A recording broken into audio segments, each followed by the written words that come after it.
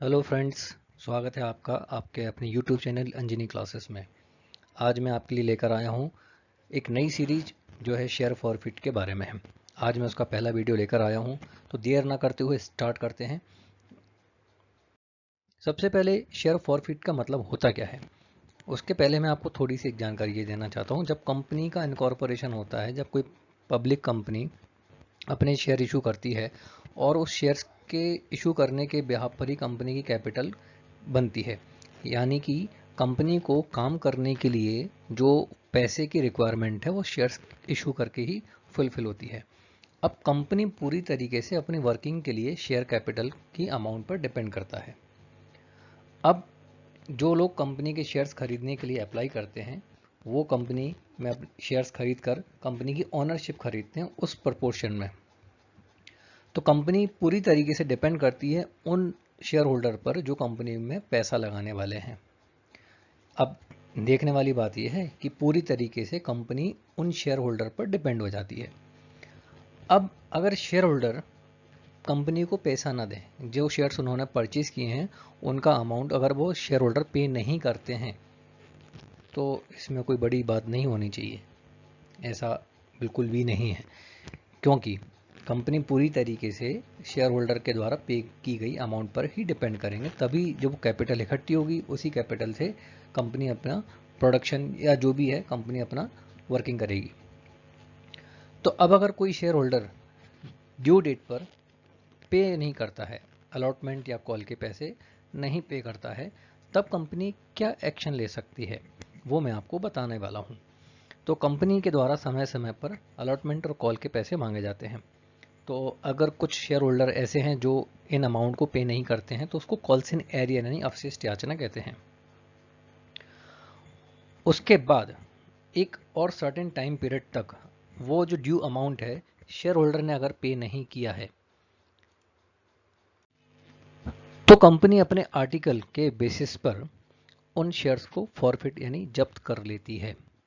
तो ऐसी सिचुएशन में वो जो शेयर होल्डर हैं, कंपनी के मेंबर नहीं रहते हैं, उनका अपने अंशों पर से अधिकार समाप्त हो जाता है और जो राशि उनके द्वारा पूर्व में चुकाई गई है वह कंपनी के द्वारा जब्त कर ली जाती है। उन सदस्यों का नाम कंपनी के रजिस्टर से हटा दिया जाता है। इस पूरी प्रक्रिया को अंशहरण कहा जाता है। उदाहरण के तौर पर मान लीजिए मिस्टर ए ने किसी कंपनी के 10,000 शेयर्स खरीदे और उस पर उन्होंने एप्लीकेशन के 4 रुपीज़ पर शेयर के अकॉर्डिंग उन्होंने 4,000 पे कर दिए। अब मान लीजिए बाकी के 6 रुपये उनको अलॉटमेंट और कॉल पर देने थे, जो कि मिस्टर ए ने पे नहीं किए। तो मिस्टर ए को एक ड्यू डेट तक वेट करने के बाद नोटिस भेजा जाता है और उनसे जो ड्यू अमाउंट है वो कंपनी मांगती है। लेकिन अगर उस डेट के बाद भी मिस्टर ए ने अमाउंट पे नहीं किया, तो कंपनी अपने आर्टिकल के बेसिस पर उनके जो ए को जो शेयर्स अलॉट किए गए हैं वो शेयर्स कंपनी फॉरफिट कर लेती है। तो अब इसका मतलब ये हुआ कि मिस्टर ए ने जो 4,000 रुपीज़ पे कर दिए थे वो 4,000 रुपीज़ कंपनी जब्त कर लेगी और 10,000 शेयर्स पर जो मिस्टर ए की ओनरशिप थी वो भी ख़त्म हो जाएगी और मिस्टर ए का नाम कंपनी के जो शेयर होल्डर का रजिस्टर है उसमें से हटा दिया जाएगा। तो ये जो पूरी प्रोसेस है उस पूरी प्रोसेस को शेयर फॉरफिट कहा जाता है। Effect of forfeiture of shares. अब फॉरफिट करने का इफेक्ट होता क्या है। सबसे पहला, जो शेयर होल्डर है उसका नाम कंपनी के रजिस्टर से हटा दिया जाता है, यानी कि अब वो कंपनी का मेंबर नहीं है। जब्त किए गए अंशों पर प्राप्त राशि भी कंपनी जब्त कर लेती है, यानी जिन शेयर्स को कंपनी ने फॉरफिट किया है उन शेयर्स पर अगर कुछ अमाउंट कंपनी को पहले रिसीव हो चुका है तो वो उस अमाउंट को कंपनी जब्त कर लेती है। जब्त की गई राशि को अंशहरण खाते में हस्तांतरित कर दिया जाता है। इसे चिट्ठे के दायित्व पक्ष में दिखाया जाता है, यानी जो अमाउंट कंपनी ने फॉरफिट किया है उस अमाउंट को कंपनी शेयर फॉरफिट अकाउंट में ट्रांसफर कर देती है और इस अमाउंट को बैलेंस शीट के लायबिलिटी साइड शो किया जाता है अगर री इशू नहीं किया गया है तो। फोर्थ पॉइंट, जो शेयर फॉरफिट किए गए हैं कंपनी बाद में उनको री इशू कर सकती है। फिफ्थ पॉइंट, जो फॉरफिट का जो काम है वो शेयर होल्डर को इन्फॉर्म देने के बाद ही किया जा सकता है। मतलब अगर उस किसी शेयर होल्डर के शेयर फॉरफिट किए जा रहे हैं तो उसकी इन्फॉर्मेशन उस शेयर होल्डर को देनी ज़रूरी है। अंशधारी के सारे अधिकार समाप्त हो जाते हैं, यानी जो भी राइट्स उस शेयर होल्डर को कंपनी के द्वारा दिए गए हैं वो सारे अधिकार कंपनी की तरफ से समाप्त कर दिए जाते हैं।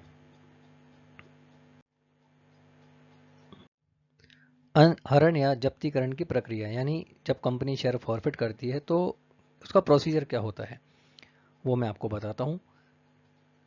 कोई कंपनी जब शेयर फॉरफिट करती है तो कंपनी के आर्टिकल्स में इनका प्रोविज़न होना ज़रूरी है, और अगर कंपनी के आर्टिकल में शेयर फॉरफिट करने का प्रोविज़न नहीं है तो कंपनी टेबल ए का को फॉलो करके शेयर फॉरफिट कर सकती है।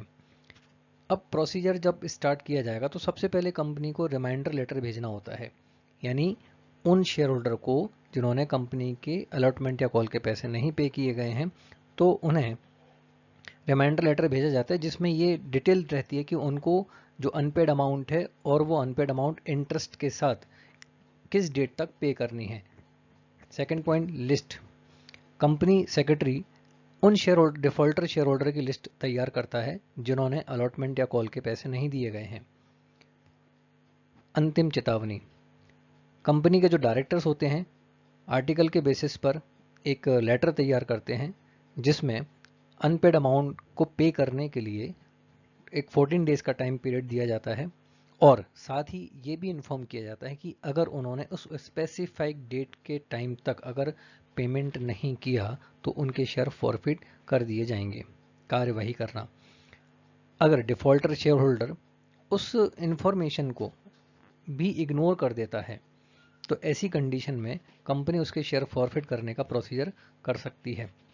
मगर यहाँ पर एक बात और ध्यान देने वाली ये है कि इसके पहले भी एक और लेटर इशू किया जाता है जिसमें उसको फाइनल नोटिस, जिसको हम फाइनल नोटिस कहते हैं, उसको इस फाइनल नोटिस में के बाद भी एक चांस दिया जाता है कि वो चाहे तो उस डेट तक अमाउंट को पे कर दे।